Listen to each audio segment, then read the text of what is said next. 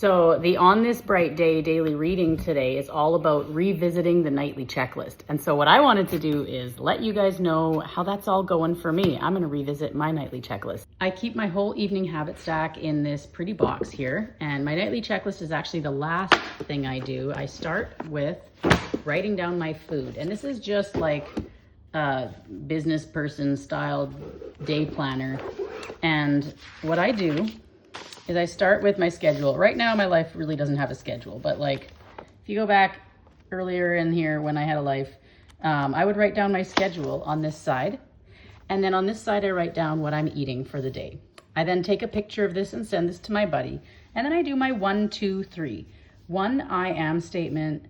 2, attaboys, 2 things I did right today. And 3, gratitudes. And so this is a practice, and this kills 1, 2, 3, 4, 5 birds with 1 stone. That's part 1 of my habit stack. That takes maybe 5-6 minutes to do. Then I pull out my 10-year journal and I fill that in. Now, I am someone that has thrown away 3 5-year journals. I have tried to start doing a 5-year journal 3 different times in my BLE journey and I couldn't do it. ADHD, I don't know what. For some reason, 10 years was more motivating. It felt like, again, killing 2 birds with 1 stone. Being able to look back 5 years just wasn't motivating enough, but being able to look back a decade in my life, that was motivating enough. And sure enough, I am on year 2 of successfully actually filling this bad boy in. So this is what mine looks like. This is just a sticker. So this is, I don't know, it was from Amazon. It was not expensive. I don't buy expensive things. And this is what it looks like. So it's got 20 blank, and then you fill in the year and you just write a little blurb for every day. So I have been filling this in successfully for almost 2 years now. So I fill that in. Then I pull out my nightly checklist. You will notice it is nothing special. So what I want to show you first is that it's actually just a dot matrix journal. That's literally all this is. It came in a 3-pack for maybe $5. And this is what I use. And I just draw a grid. Now, I have been using this one same notebook since January of 2024. It is September of 2025 right now. I have been using this journal for over a year and a half, and I am not even halfway through the journal. So what's nice about doing it this way is I get to change it every month. Every month I get to refill it in, and you'll notice that the number of things I had on my nightly checklist was much smaller back then than it was now. And you'll notice that month to month it looks different. And I changed the order of where things are, then I stopped highlighting. You'll notice that for a while I was doing check marks and X's so that there was never any blank spaces, because that's what I needed. And at some point I started adding things that I needed to track on a rubric, like on a scale of 1 to 10.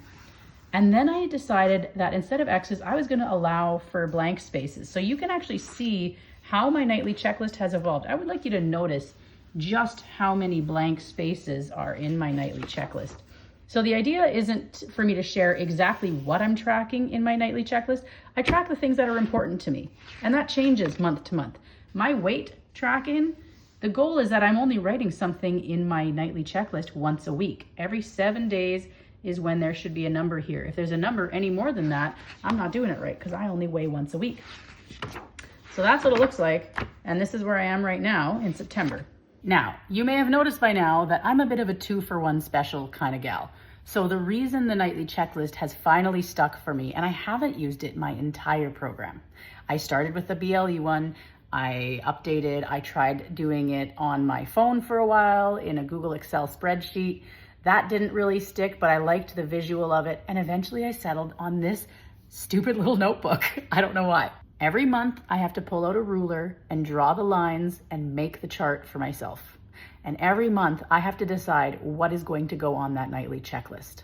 And here's the thing, it's a 2-for-1 special because I track things like my monthly cycle. I track things like my ADHD symptoms. I track things like my hormonal symptoms. I also track my bright line eating stuff. I track my habit stacks.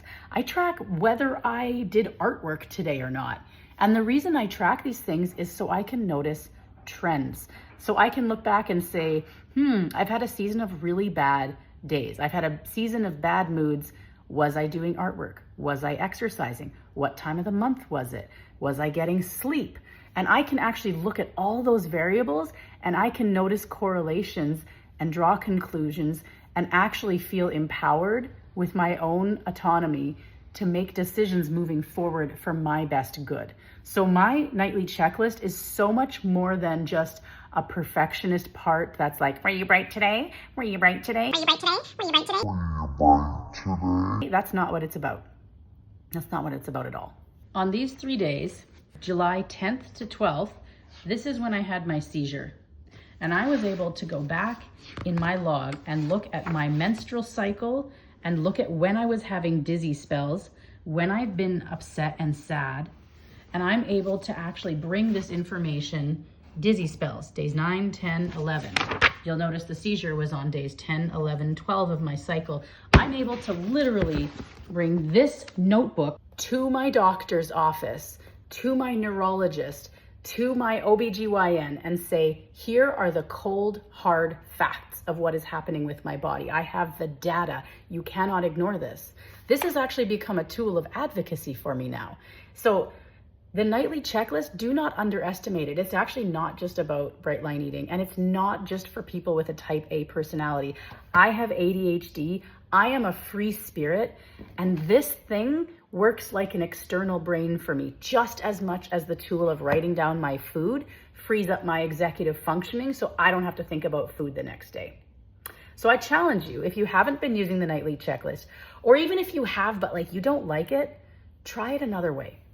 And this may not be your way. The dot matrix may not work for you, but it might. And if you've been writing it down on paper and it hasn't been working for you, try an app. People were talking about this Finch app or something on the call this morning.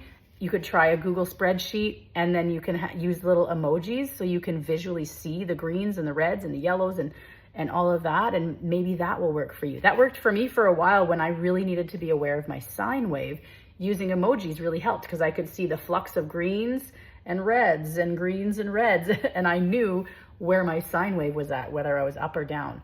But then eventually I evolved past that and I needed more information. So now this is what I do. The important thing with bright line eating is that there isn't just one way to recover. There are so many ways. That is why bright line eating started. It is based in science. So trust your gut. Do a bit of intuitive bright line eating in terms of how you run your program. Your food itself may need to be black and white, but your program is allowed to be a little bit more intuitive. So try something new. Give it a shot, reevaluate the tools.